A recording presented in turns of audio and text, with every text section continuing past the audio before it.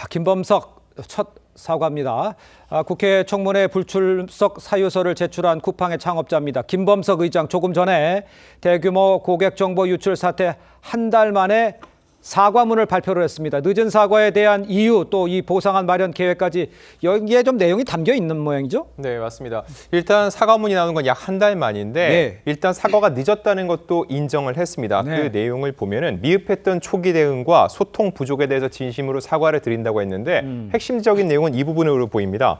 100% 협력을 통해서 유출된 고객 정보를 회수 완료했고 유출자의 진술을 확보했고 모든 저장 장치를 회수했다는 건데 이 과정에서 독자적으로 움직인 게 아니라 정부와 전면적으로 협의했다, 협력했다 이 부분을 강조하고 있습니다. 네. 자, 그러면서 보상안과 전면 쇄신안도 내놨습니다. 보상안 같은 경우는 차후 마련된 계획을 밝히겠다고 얘기했고요. 쇄신안 같은 경우는 세계 최고 수준의 사이버 보안 체계를 구축하겠다고 얘기를 했는데 하지만 이 쿠팡 사태 자체가 쿠팡에서 보이는 보안 허점을 그대로 유출시킨 거라고 볼 수 있거든요. 네네. 그럼에도 불구하고 스스로 모든 조사를 마치고 사태를 마무리하는 것처럼 입장을 밝혔다는 거. 그리고 이게 정부와 협력을 통해서 다 갖춰진 거라고서는 나름의 정당성을 스스로 부여했다는 측면에서 셀프 면죄부라는 비판으로부터 자유로울 수 없습니다. 그렇군요. 지금 안진용 기자가 좀 설명을 해주셨는데 하지만 이 사과문에도요. 지금 국회 불출석에 대한 입장은 담기지 않았습니다. 이번 주 청문회에는 김범석 의장 대신 지난 10월 사임했던 박대준 전 쿠팡 대표가 출석하게 된다는데 이유를 어떻게 저희가 보면 되겠습니까? 아무래도 뭐 김범석 전 의장 같은 경우는 본인이 지금 현재 미국 국적자고 네네. 그리고 또 이 쿠팡이 사실 100% 미국 기업이다는 네. 측면을 상당히 아마 좀 이렇게 깔고 지금 이런 식의 행동을 하는 것이 아닐까라는 생각이 듭니다. 앞서 예. 뭐 말씀하신 것처럼 한 달 만에 사과문은 냈지만 이 지금 김범석 씨가 보여주고 있는 그 일관된 태도는요. 거의 한국의 정부 국회를 무시하는 태도를 일관하고 있거든요. 앞서 이야기한 대로 본인은 100% 미국인이고 미국의 그 기업이기 때문에 네네. 한국의 국회에서 이런 식의 규제를 하는 부분에서 자기가 대표가 아닌 이상 자신이 대주주 입장에서 나갈 이유가 없다고 판단을 하는 것 같고요. 무엇보다도 그 뒤에 또 든든한 배경이 있다는 것이죠. 그 배경이 누구냐? 바로 미국의 정부와 의회라는 겁니다.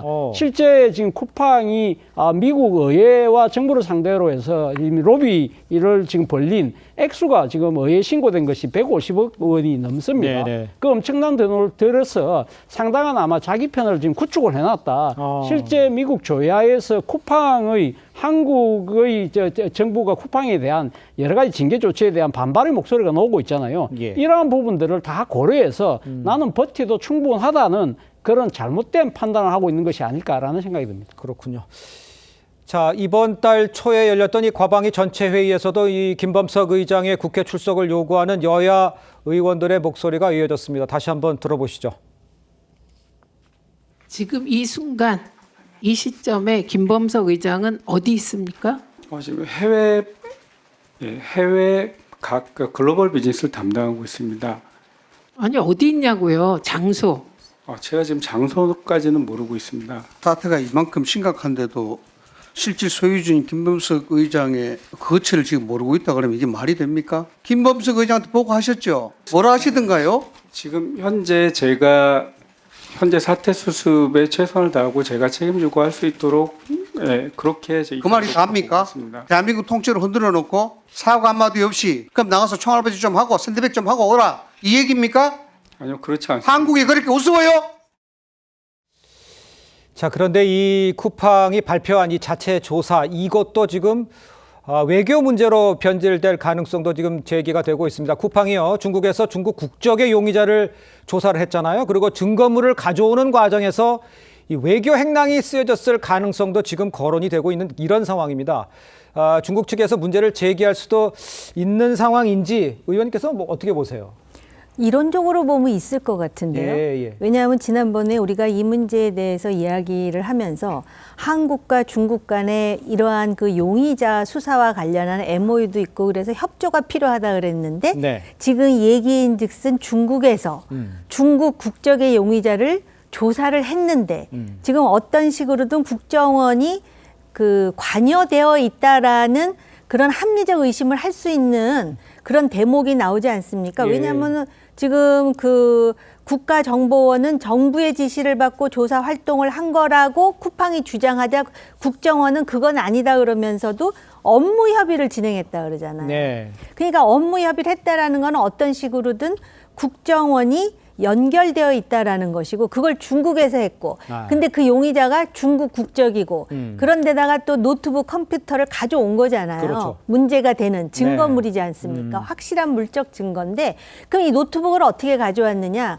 그러니까는 이거를 외교 파우치, 외교 행랑에다 가져오면 중국에서 이거 조사 못 하거든요. 그렇죠. 그러다 보면은 중국이 과연 이것에 대해서 문제 제기를 안 할 것인가?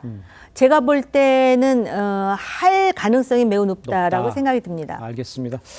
지금 이 문제가 여러 가지 문제로 지금 확산되는 이런 양상인데 이런 가운데서 방금 전에 우리 차 교수께서도 언급을 해줬습니다만 미국 정계에서요 쿠팡을 보호해야 할 미국 기업으로 표현을 하면서 이 트럼프 대통령의 대응을 촉구하고 있는 이런 상황에 쿠팡이 위기를 모면하기 위해서 우리 정부에 외교적 부담을 주는 거 아니냐 이런 사실 비판도 나오고 있죠. 네, 맞습니다. 예. 미국 정부의 인사들의 목소리를 주목할 필요가 있는데요. 네. 지난 23일 트럼프 1기 행정부 때 국가안보보좌관을 지낸 로버트 오브라이언 전 보좌관 같은 경우는 국내에도 익숙한 인물입니다. 이런 얘기를 했습니다. 쿠팡을 겨냥한 한국 국회의 공격은 공정의 추가적인 차별적 조치와 미국 기업에 대한 더 넓은 규제 장벽의 발판이 될 것, 즉 미국 기업이라고 규정을 하고 있고요. 궁극적으로 봤을 때 이 쿠팡 사태를 미국의 기술 기업에 대한 외국 정부의 위협으로 규정하면서 트럼프 대통령의 직접적인 어떠한 참여까지 요청하고 있는 상황으로 보입니다.